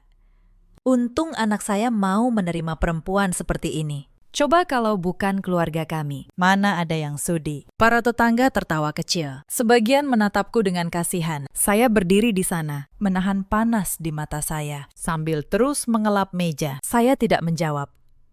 Karena saya tahu, apapun yang saya katakan hanya akan memperburuk keadaan. Hari itu saya pulang ke kamar dengan satu pertanyaan di kepala. Untuk apa saya bertahan? Tapi setiap kali saya menatap foto pernikahan saya dengan Damar, saya masih berharap mungkin ia akan berubah. Mungkin esok lebih baik. Esok tidak pernah lebih baik. Lebaran tahun itu menjadi luka yang lain. Seluruh keluarga besar berkumpul. Saya memasak sejak subuh. Opor, rendang, ketupat. Semuanya saya siapkan untuk 20 lebih orang. Saya bekerja tanpa henti hampir sepanjang hari. Sementara Rena hanya sibuk berfoto dengan baju barunya. Saat tradisi bagi-bagi amplop lebaran tiba, Bu Sulastri membagikan THR kepada semua menantu dan cucu. Saya berdiri di barisan, menunggu. Bukan karena saya butuh uangnya, saya hanya ingin merasa dianggap satu kali saja. Tapi ketika giliran saya, Bu Sulastri melewati saya begitu saja. "Kamu kan sudah dapat tempat tinggal gratis di sini. Itu sudah lebih dari cukup," katanya. Saya hanya tersenyum tipis. Saya bilang, "Iya, Bu, tapi di dalam dada sesuatu mulai retak, pelan, tapi dalam." Beberapa minggu setelah Lebaran, sebuah vas keramik tua di ruang tamu pecah. Vas itu, kata Bu Sulastri, adalah peninggalan mendiang ayah Damar. Saat itu, saya sedang berada di pasar. Yang ada di rumah hanya Rena. Tapi ketika saya pulang, semua mata menatap saya. "Pasti kamu yang memecahkannya waktu bersih-bersih tadi pagi," tuduh Bu Sulastri tanpa bukti. Saya berkata pelan, "Bu, tadi pagi vas itu masih utuh. Saya bahkan tidak menyentuhnya. Jadi sekarang kamu menuduh Rena, anak kandung saya sendiri." Suaranya meninggi. Rena hanya menunduk. Diameter. Membiarkan tuduhan itu jatuh ke pundak saya. Dan Damar lagi-lagi berkata, "Run, minta maaf saja sama ibu, biar cepat selesai." Saya meminta maaf untuk sesuatu yang tidak saya lakukan. Saya menelan tuduhan itu seperti saya menelan semua yang lain. Tapi malam itu, untuk pertama kalinya, saya tidak menangis karena sedih. Saya menangis karena marah. Marah pada diri saya sendiri yang terus bertahan di tempat yang tak pernah menginginkan saya. Saya mulai merindukan kantor saya. Saya mulai merindukan diri saya yang dulu. Perempuan yang berjalan dengan kepala tegak, yang dihormati karena kemampuannya, bukan dihina karena kesabarannya. Tapi penghinaan itu belum berhenti. Suatu hari, saya jatuh sakit. Demam tinggi membuat tubuh saya menggigil. Saya hampir tidak bisa bangun dari tempat tidur. Pagi itu, untuk pertama kalinya, saya tidak memasak. Saya hanya berbaring lemah di kamar. Bukannya menanyakan keadaan saya, Bu Sulastri justru menggedor pintu kamar. "Aruna, bangun. Memangnya siapa yang akan menyiapkan sarapan? Kamu pikir bisa bermalas-malasan di rumah ini? Sakit sedikit saja, sudah banyak gaya," teriaknya dari luar. Saya memaksa diri bangun, dengan kepala yang berputar dan tubuh yang lemas. Saya tetap berjalan ke dapur. Saya memasak sambil berpegangan pada meja agar tidak jatuh. Tidak ada satu orang pun yang menawarkan bantuan. Damar bahkan sudah berangkat kerja tanpa menengok keadaan saya. Di hari itu, saya menyadari sesuatu yang menyakitkan. Di rumah ini, saya bukan manusia. Saya hanya alat. Alat yang harus selalu berfungsi dan akan dimarahi ketika rusak. Beberapa hari setelah saya sembuh, datang penghinaan lain yang lebih dalam. Sepupu Damar menikah. Seluruh keluarga diundang ke pesta pernikahan itu. Pagi harinya, saya sudah bersiap. Mengenakan satu-satunya baju bagus yang saya punya. Tapi Bu Sulastri menahan saya di depan pintu. "Mau kemana kamu?" tanyanya. "Ke pesta, Bu. Kan kita semua diundang," jawab saya. Bu Sulastri tertawa mengejek. "Kamu ikut ke pesta keluarga. Yang ada, nanti kamu memalukan kami. Lebih baik kamu di rumah saja. Bersih-bersih. Nanti sepulang pesta, rumah harus sudah rapi dan makan malam sudah siap." Saya berdiri di sana dengan baju terbaik saya, sementara seluruh keluarga berangkat tanpa saya. Saya melepas baju itu pelan-pelan, lalu menggantinya dengan baju kerja rumah. Hari itu, saya membersihkan rumah sambil menahan air mata. Bukan karena saya ingin pergi ke pesta, tapi karena saya merasa benar-benar tidak dianggap. Bahkan sebagai manusia biasa, saya mulai merindukan kantor saya lagi. Saya merindukan dunia di mana saya dihormati. Dan saya bertanya pada diri sendiri, sampai kapan saya harus menukar harga diri saya dengan harapan yang tak pernah terwujud? Lalu datanglah hari yang menghancurkan sisa kesabaran saya sepenuhnya. Hari itu saya bangun dalam keadaan kurang sehat. Kepala saya pusing, badan saya lemas. Tapi saya tetap bangun pagi, memasak, membersihkan rumah seperti biasa, sampai sore. Saya belum sempat makan sesuap pun. Perut saya perih. Pandangan saya mulai berkunang. Saat itu, seluruh keluarga sedang berkumpul di ruang makan. Ada Bu Sulastri, ada Rena, ada Damar. Bahkan, ada beberapa kerabat yang sedang berkunjung. Di atas meja, makanan masih banyak tersisa. Saya mendekat. Dengan suara pelan, saya berkata, "Bu, maaf. Saya belum makan dari pagi. Bolehkah saya minta sedikit nasi?" Ruangan itu hening sejenak. Lalu Bu Sulastri menoleh kepada saya. Beliau tersenyum. Tapi senyum itu dingin. Beliau menunjuk ke sudut dapur. Di sana ada sebuah mangkuk plastik kotor, bekas tempat makan anjing peliharaan keluarga. Mangkuk itu belum dicuci sejak pagi. "Kalau lapar, makan saja dari situ," kata Bu Sulastri. "Menantu seperti kamu memang cocoknya makan dari mangkuk itu. Tidak usah belaga, kamu tidak ada bedanya dengan binatang peliharaan di rumah ini." Kerabat yang lain tertawa. Rena ikut tertawa, menutup mulutnya dengan tangan. Suara tawa itu memenuhi ruangan. Saya berdiri di sana, membeku. Saya menatap mangkuk itu. Lalu, saya menatap Damar, suami saya. Pria yang dulu berlutut melamar saya. Pria yang berjanji akan menjaga saya seumur hidup. Damar menunduk. Ia menatap piringnya. Ia tidak berkata apa-apa. Ia bahkan tidak berani menatap mata saya. Dan di saat itulah, sesuatu di dalam diri saya berhenti. Bukan hancur, justru sebaliknya. Sesuatu menjadi sangat jernih, sangat tenang. Saya tidak menangis. Saya tidak membentak. Saya hanya menarik napas. Lalu berkata dengan suara yang sangat pelan, "Terima kasih, Bu. Hari ini saya belajar banyak." Saya berbalik.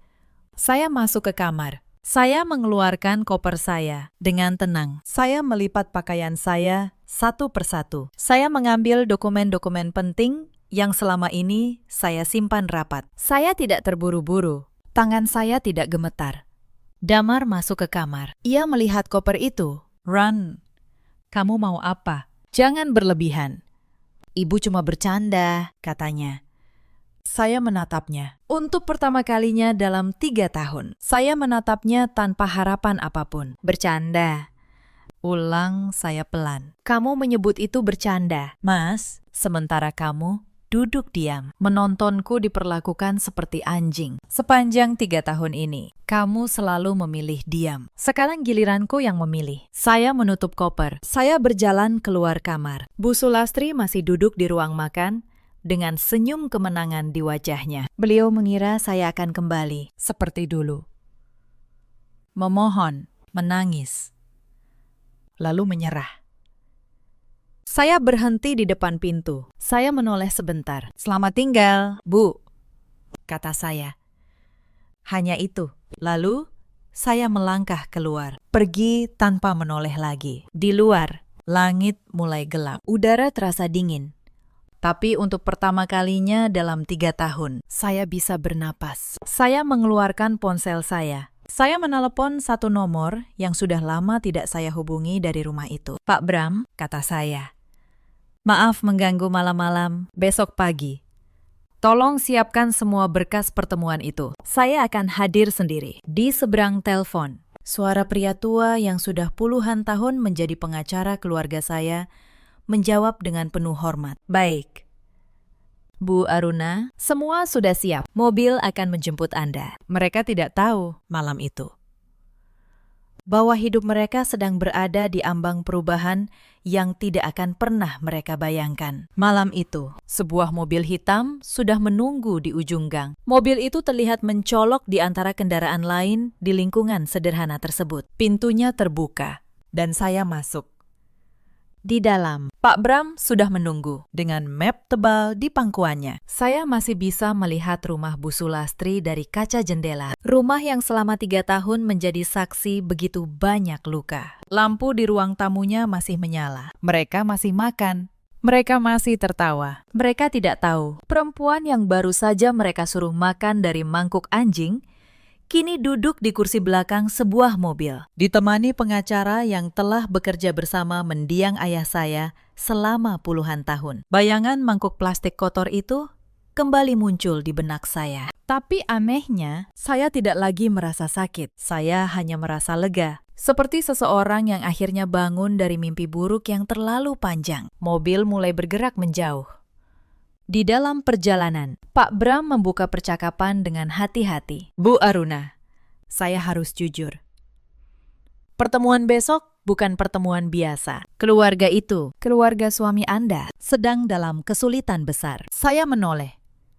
"Maksud Bapak?" Pak Bram menjelaskan. "Selama berbulan-bulan terakhir, keluarga Damar diam-diam terlilit utang. Usaha bengkel kecil milik mendiang ayah Damar, satu-satunya aset berharga yang mereka punya, sudah lama merugi. Untuk menutupinya, mereka berutang ke sana-sini. Kini, utang itu sudah menumpuk dan mereka terancam kehilangan segalanya. Mereka sedang mencari pembeli untuk lahan dan bengkel itu." Lanjut Pak Bram. "Dan kebetulan, yang luar biasa, Bu, perusahaan yang mereka hubungi untuk membeli aset itu adalah perusahaan Anda. Tentu saja, mereka tidak tahu siapa pemilik perusahaan itu sebenarnya." Saya terdiam beberapa saat. Selama 3 tahun, saya menyembunyikan siapa diri saya. Saya membiarkan mereka memandang rendah perempuan sederhana yang mereka kira tidak punya apa-apa. Dan kini, Takdir membawa saya kembali, bukan sebagai menantu yang memohon, melainkan sebagai pihak yang memegang masa depan mereka di tangan saya. Besok, kata Pak Bram pelan, Anda yang akan memimpin pertemuan itu. Sebagai direktur utama, saya menatap keluar jendela. Lampu-lampu kota berkelip di kejauhan. Kalau begitu, kata saya, mari kita pastikan pertemuannya berjalan dengan baik. Malam itu saya menginap di sebuah hotel. Untuk pertama kalinya dalam 3 tahun. Saya tidur di kasur yang empuk, di kamar yang tenang. Tanpa harus bangun subuh untuk memasak bagi orang-orang yang membenci saya. Saya menatap langit-langit kamar. Dan saya menyadari sesuatu. Saya tidak merencanakan balas dendam. Saya tidak pernah berniat menghancurkan siapapun. Yang terjadi besok bukanlah perbuatan saya. Itu adalah buah dari perbuatan mereka sendiri, yang kini matang pada waktunya. Sementara itu, di rumah yang baru saja saya tinggalkan, malam berjalan seperti biasa. Bu Sulastri menceritakan kepada kerabatnya betapa kurang ajarnya menantu yang pergi begitu saja. Rena menimpali bahwa saya pasti akan kembali dalam beberapa hari. Karena kemana lagi? Perempuan seperti saya bisa pergi. Damar duduk diam di sudut ruangan. Hanya ia yang merasa ada sesuatu yang berbeda malam itu. Tapi bahkan ia pun tidak tahu seberapa besar perbedaan itu. Mereka tidur dengan tenang malam itu. Tidak satu pun dari mereka tahu. Esok pagi adalah hari ketika seluruh kebenaran akan terbuka. Keesokan paginya, langit cerah. Pertemuan dijadwalkan berlangsung di rumah Bu Sulastri.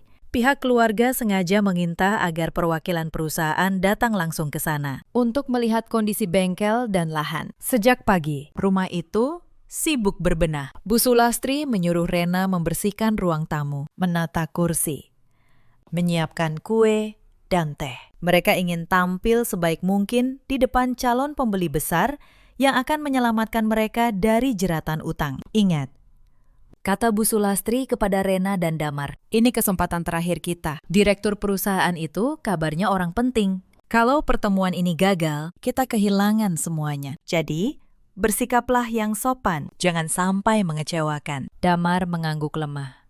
Sejak semalam, ia tidak banyak bicara. Pikirannya masih tertinggal pada koper yang dibawa istrinya pergi. Semalaman, ia tidak bisa tidur. Berkali-kali ia mencoba menelpon nomor saya, tapi tidak pernah saya angkat. Ada sesuatu yang mengganjal di hatinya, sesuatu yang tidak bisa ia jelaskan. Untuk pertama kalinya, ia merasakan betapa sunyinya rumah itu tanpa kehadiran saya. Tidak ada lagi teh hangat di pagi hari. Tidak ada lagi suara langkah yang menyiapkan sarapan sebelum subuh. Baru saat itu ia menyadari betapa banyak hal yang selama ini saya lakukan tanpa pernah ia hargai. Pukul 10, sebuah mobil hitam memasuki halaman. Mobil yang sama, yang semalam membawa saya pergi. Tapi mereka tidak menyadarinya. Mereka hanya melihat sebuah mobil mewah. Dan hati mereka dipenuhi harapan. Bu Sulastri segera berdiri menyambut. Beliau merapikan kerudungnya, memasang senyum paling ramah yang ia punya. Rena berdiri di sampingnya. Damar berdiri di belakang.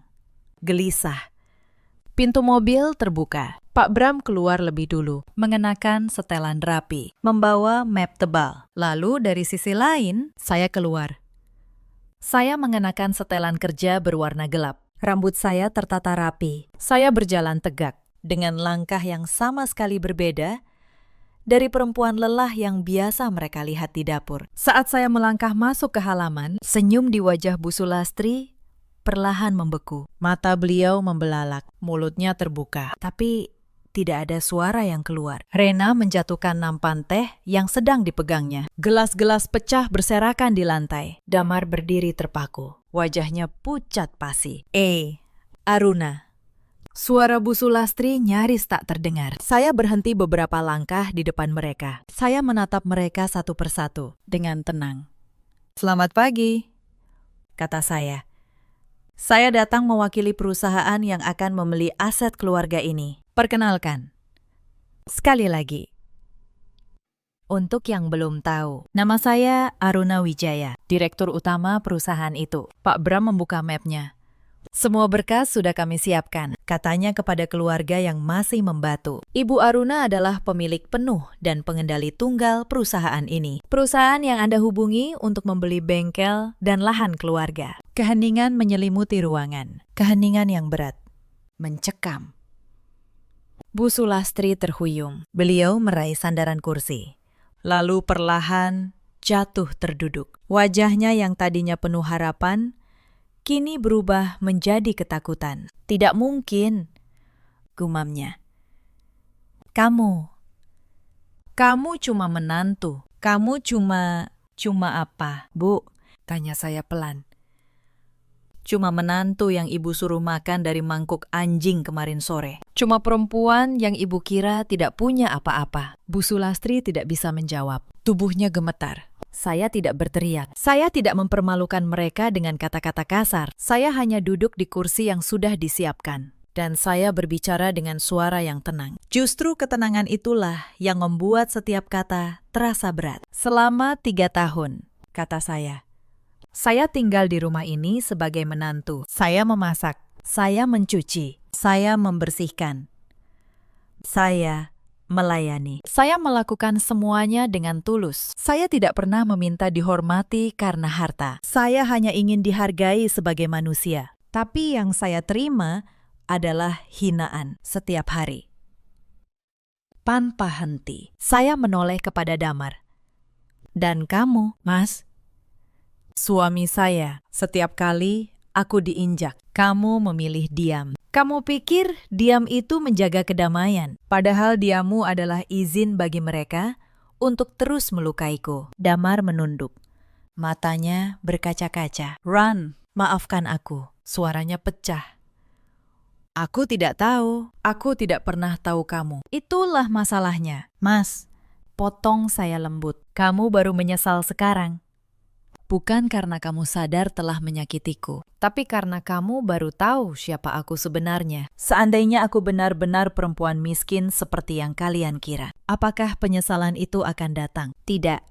Kalian akan terus meninjakku sampai aku habis. Tidak ada yang bisa membantah. Karena setiap kata yang saya ucapkan adalah kebenaran yang selama ini mereka kubur dalam-dalam. Para kerabat yang kemarin ikut menertawakan saya, kini menunduk malu. Mereka adalah orang-orang yang sehari sebelumnya menyaksikan saya disuruh makan dari mangkuk anjing dan tidak satupun dari mereka membela. Kini mereka duduk membisu, tidak berani menatap saya. Salah seorang dari mereka, seorang bibi yang kemarin tertawa paling keras, berusaha tersenyum kepada saya. Tapi senyum itu canggung dan saya hanya membalasnya dengan tatapan datar. Bu Sulastri masih terduduk di lantai. Beliau mencoba bangkit, tapi kakinya lemas. Rena membantu beliau berdiri, tapi tangan Rena pun gemetar. Seluruh keangkuhan yang selama 3 tahun mereka tunjukkan kepada saya kini runtuh dalam hitungan menit. Bukan karena saya menghancurkannya, tapi karena keangkuhan itu memang dibangun di atas kesalahan mereka sendiri. Saya mengambil segelas air yang ada di meja, lalu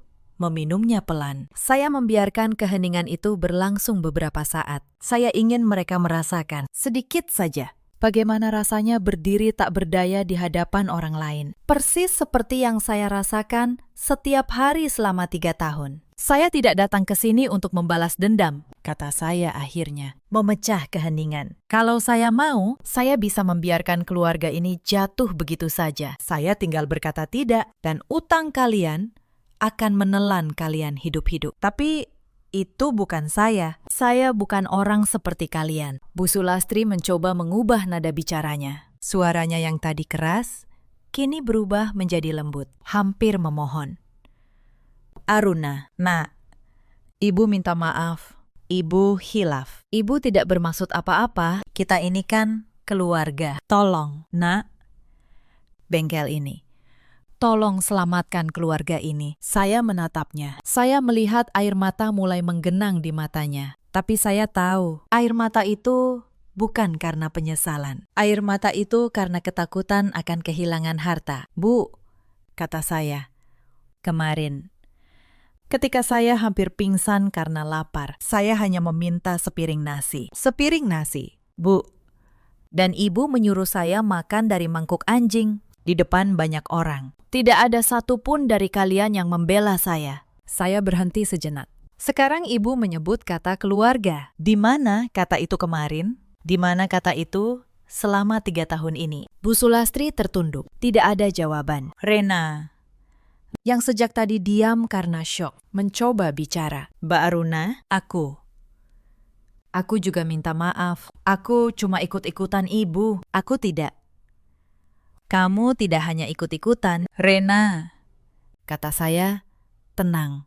Kamu menikmatinya. Setiap kali aku dihina, kamu yang paling keras tertawa. Kemarin pun begitu, tapi tidak apa-apa. Aku tidak datang untuk membalas tawa kalian dengan tawa. Aku datang untuk menyelesaikan sesuatu, lalu pergi. Saya menoleh kepada Pak Bram. Pak Bram, tolong jelaskan keputusan saya. Pak Bram berdiri. Atas nama perusahaan, kami memutuskan untuk membatalkan rencana pembelian aset ini. Kami menarik diri dari pertemuan ini. Dengan demikian, keluarga ini bebas mencari pembeli lain sesuai keinginan mereka sendiri. Wajah Bu Sulastri semakin pucat. Membatalkan pembelian berarti mereka harus mencari pembeli lain. Dan tidak ada jaminan ada pembeli yang mau membayar dengan harga layak. Beban utang mereka tetap menggantung. Tapi kemudian saya mengangkat tangan. Tunggu. Pak Bram, ada satu hal lagi. Saya menatap Bu Sulastri. Saya tidak akan membeli bengkel ini. Tapi saya juga tidak akan membiarkan keluarga ini hancur sepenuhnya. Bukan demi ibu, bukan demi Rena. Tapi karena saya tidak ingin menjadi seperti kalian. Saya tidak ingin membalas kejahatan dengan kejahatan. Saya mengeluarkan sebuah amplop dari tas saya, lalu meletakkannya di meja. Di dalam amplop ini ada nama seorang kenalan saya, seorang pengusaha yang jujur. Beliau bersedia membeli bengkel ini dengan harga yang adil, cukup untuk melunasi utang kalian. Hubungi beliau. Itu adalah pemberian terakhir saya kepada keluarga ini. Setelah ini, tidak ada lagi hubungan apapun di antara kita. Bu Sulastri menatap amplop itu dengan tangan gemetar. Beliau tidak menyangka setelah semua yang ia lakukan. Perempuan yang ia hina justru memberinya jalan keluar. Kenapa? Bisik Bu Sulastri. Kenapa kamu masih menolong kami? Saya berdiri. Saya merapikan jas saya. Karena saya ingin ibu mengingat satu hal selama sisa hidup ibu. Kata saya. Bahwa perempuan yang ibu suruh makan dari mangkuk anjing adalah perempuan yang akhirnya menyelamatkan ibu dari kehancuran. Saya ingin ibu hidup dengan kenyataan itu. Bukan dengan kebencian saya, tapi dengan rasa malu ibu sendiri. Tidak ada yang bisa berkata-kata. Bahkan Bu Sulastri pun hanya bisa menangis dalam diam. Saya berjalan menuju pintu. Papi Damar mengejar saya. Ia berdiri menghalangi langkah saya. Wajahnya basah oleh air mata. Run! Tolong, jangan pergi seperti ini, katanya. Aku tahu aku salah. Aku tahu aku pengecut selama ini, tapi beri aku satu kesempatan lagi. Aku akan berubah. Aku akan membela kamu. Kita bisa pindah dari rumah ini. Hidup berdua saja. Kumohon. Run. Saya menatapnya lama. Pria yang dulu saya cintai dengan sepenuh hati. Pria yang dulu saya bayangkan akan menua bersama saya. Mas, kata saya pelan. Kamu tahu kapan aku berhenti mencintaimu? Bukan kemarin. Saat aku disuruh makan dari mangkuk anjing, aku berhenti mencintaimu jauh sebelum itu. Setiap malam aku menangis sendirian, dan kamu tidur nyenyak di sampingku. Tanpa pernah bertanya apa yang aku rasakan. Cinta itu mati pelan-pelan. Mas, dan saat ia mati, tidak ada kesempatan kedua yang bisa menghidupkannya kembali. Tapi aku berjanji. Janji. Potong saya lembut. Kamu sudah pernah berjanji, Mas, di hari pernikahan kita. Kamu berjanji akan menjaga dan melindungiku. Janji itu kamu langgar setiap hari, selama 3 tahun. Kenapa aku harus percaya janji yang baru? Damar terdiam. Ia tidak punya jawaban. Aku tidak membencimu. Mas, lanjut saya. Aku hanya sudah selesai. Berkas perceraian akan dikirim oleh pengacaraku dalam beberapa hari. Aku harap kamu menandatanganinya tanpa membuatnya sulit. Itu permintaan terakhirku. Saya melangkah melewatinya. Kali ini, ia tidak menghalangi. Ia hanya berdiri, membiarkan saya pergi. Sama seperti dulu, ia membiarkan saya disakiti. Bedanya, kali ini, yang ia biarkan pergi adalah satu-satunya orang yang benar-benar mencintainya. Saya keluar dari rumah itu. Langit di luar cerah. dan udara terasa segar. Saya menarik napas dalam-dalam. Pak Bram membuka pintu mobil untuk saya. Sebelum masuk, saya menoleh sekali lagi ke arah rumah yang selama 3 tahun menjadi penjara bagi harga diri saya. Bu Sulastri berdiri di ambang pintu, memandangi saya dengan tatapan kosong. Rena di belakangnya, menunduk. Damar di teras, berdiri sendirian. Tidak mengejar. Tidak memohon lagi, hanya menatap.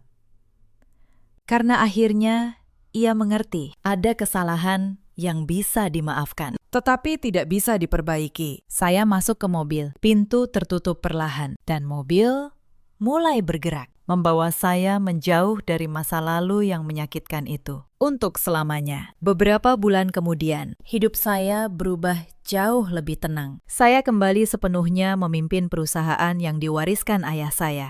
Saya kembali bertemu banyak orang. Saya kembali tertawa. Saya kembali menjalani hidup tanpa rasa takut harus dihina setiap pagi. Untuk pertama kalinya dalam bertahun-tahun, saya bangun bukan untuk melayani orang yang membenci saya, tapi untuk menjalani hidup yang saya pilih sendiri. Perceraian saya dengan Damar berjalan tanpa banyak perlawanan. Ia menandatangani berkas itu dengan tangan gemetar, tanpa menuntut apapun. Mungkin itu satu-satunya hal benar yang ia lakukan untuk saya. Setelah 3 tahun yang penuh kesalahan, hari-hari saya kembali terisi oleh hal-hal yang dulu saya cintai. Setiap pagi, saya berangkat ke kantor dengan langkah yang ringan. Para karyawan menyambut saya dengan hormat dan kehangatan yang tulus. Di ruang rapat, suara saya kembali didengar. Keputusan saya kembali dihargai. Saya menyadari betapa selama 3 tahun, saya telah membiarkan diri saya menjadi bayangan. Padahal saya selalu punya kekuatan untuk berdiri tegak. Di waktu luang, saya mulai melakukan hal-hal kecil yang membuat saya bahagia. Saya kembali membaca buku. Saya berjalan-jalan di taman tanpa harus terburu-buru pulang memasak. Saya bertemu teman-teman lama yang dulu sempat saya jauhi karena malu dengan keadaan rumah tangga saya. Perlahan, potongan-potongan diri saya yang sempat hilang kembali utuh. Saya mendengar kabar tentang keluarga itu dari Pak Bram. Sesekali, bengkel mereka akhirnya terjual kepada pengusaha yang saya rekomendasikan. Utang mereka lunas. Mereka selamat dari kehancuran finansial. Tapi rumah tangga mereka tidak pernah lagi sama. Bu Sulastri, kata orang, menjadi jauh lebih pendiam. Beliau jarang keluar rumah. Mungkin malu, mungkin menyesal. Rena pindah ke kota lain. Dan Damar, ia hidup sendirian di rumah yang dulu penuh tawa yang menyakitkan itu. Suatu hari, Bu Sulastri datang menemui saya. Beliau menunggu lama di lobi kantor. Sampai akhirnya saya bersedia menemuinya. Beliau terlihat jauh lebih tua dari terakhir kali saya melihatnya. Punggungnya membungkuk, matanya sayu. "Aruna," katanya dengan suara serak. "Ibu datang bukan untuk meminta apa-apa. Ibu hanya ingin minta maaf. Sungguh-sungguh minta maaf. Ibu menyesal. Nak, setiap malam ibu teringat apa yang ibu lakukan padamu. Ibu tidak bisa tidur." Saya memandang beliau cukup lama. Lalu saya berkata, "Saya memaafkan ibu." Wajah Bu Sulastri menunjukkan kelegaan. Tapi saya melanjutkan, "Saya memaafkan ibu, bukan karena ibu pantas dimaafkan, tapi karena saya tidak ingin membawa kebencian itu seumur hidup saya. Kebencian hanya akan membuat hidup saya berat. Saya memaafkan ibu demi diri saya sendiri, bukan demi ibu." Bu Sulastri mengangguk, air matanya mengalir. "Tapi, Bu," kata saya, "memaafkan tidak berarti melupakan, dan tidak berarti membuka kembali pintu yang sudah saya tutup. Saya memaafkan ibu, tapi saya tidak akan kembali, tidak akan pernah." Sebelum benar-benar pergi, Bu Sulastri berhenti sejenak di depan pintu. Beliau menoleh, seakan ingin berkata sesuatu lagi. Tapi kemudian beliau hanya menunduk dan berkata lirih, "Kamu menantu terbaik yang pernah ibu miliki, dan ibu menyia-nyiakanmu." Saya tidak menjawab. Karena pengakuan itu, sejujur apapun, datang terlalu terlambat untuk mengubah apapun. Ada hal-hal yang sekali rusak, tidak akan pernah bisa diperbaiki lagi oleh kata-kata. Beliau pergi dengan langkah pelan. Saya menatap punggungnya yang membungkuk hingga menghilang di balik pintu. Saya tidak merasa puas. Saya juga tidak merasa menang. Saya hanya merasa akhirnya semuanya selesai. Suatu sore, saya berdiri di depan jendela ruang kerja saya, di lantai paling atas gedung perusahaan. Matahari perlahan tenggelam di balik gedung-gedung kota. Pemandangan itu begitu indah. Saya tersenyum. Lalu saya teringat satu pelajaran paling berharga dari semua yang pernah terjadi. Cerita ini mengajarkan satu hal. Jangan pernah merendahkan seseorang hanya karena ia terlihat sederhana. Karena tidak semua orang menunjukkan nilai dirinya kepada dunia. Dan jangan pernah menganggap kesabaran sebagai kelemahan. Sebab orang yang paling sabar sekalipun pada akhirnya bisa memilih untuk pergi. Dan ketika itu terjadi, penyesalan sering datang jauh setelah semuanya terlambat. Di luar sana, ada banyak perempuan yang seperti saya dulu. Mereka bertahan dalam rumah yang tidak pernah menghargai mereka. Mereka menelan hinaan demi menjaga keutuhan keluarga yang sebenarnya sudah retak sejak lama. Mereka mengira mengalah adalah kebaikan. Padahal kadang, mengalah hanya memberi izin bagi orang lain untuk terus melukai. Ada juga banyak suami seperti Damar, suami yang memilih diam, yang mengira diam itu menjaga kedamaian. Padahal diam, mereka adalah pengkhianatan yang paling menyakitkan. Karena luka yang ditorehkan orang asing masih bisa dimengerti. Tapi luka yang dibiarkan oleh orang yang seharusnya melindungi kita, itu yang paling dalam. Dan ada pula para ibu mertua seperti Bu Sulastri, yang mengira kekuasaan di dalam rumah membuat mereka berhak menginjak siapapun yang lemah. Mereka lupa bahwa roda kehidupan selalu berputar, bahwa orang yang hari ini mereka hina bisa jadi adalah orang yang esok hari memegang nasib mereka. Saya menghembuskan napas panjang. Saya menatap langit yang mulai berubah keemasan. Untuk pertama kalinya setelah bertahun-tahun, saya merasa benar-benar pulang. Bukan pulang ke sebuah rumah, tapi pulang kepada diri saya sendiri. Akhirnya, saya sadar. Pergi bukan berarti kalah. Kadang, pergi adalah satu-satunya cara untuk menyelamatkan diri dari orang-orang yang tidak pernah menghargai ketulusan kita. Saya memaafkan mereka. Tetapi saya tidak kembali, karena harga diri yang sudah terlalu lama diinjak, pantas untuk dijaga dengan keberanian. Itulah kisah saya, sebuah pengingat bahwa kesederhanaan bukanlah kelemahan, dan kesabaran bukanlah sesuatu yang tak berbatas. Dalam hidup kita selalu punya pilihan. Pilihan untuk bertahan, atau pilihan untuk pergi dan menyelamatkan diri. Apapun pilihan kalian, semoga kalian tidak pernah kehilangan harga diri kalian sendiri. Bagaimana menurut kalian? Apakah keputusan saya untuk pergi sudah tepat? Ceritakan pendapat dan kisah kalian di kolom komentar. Terima kasih sudah menemani saya sampai akhir. Sampai jumpa di cerita berikutnya.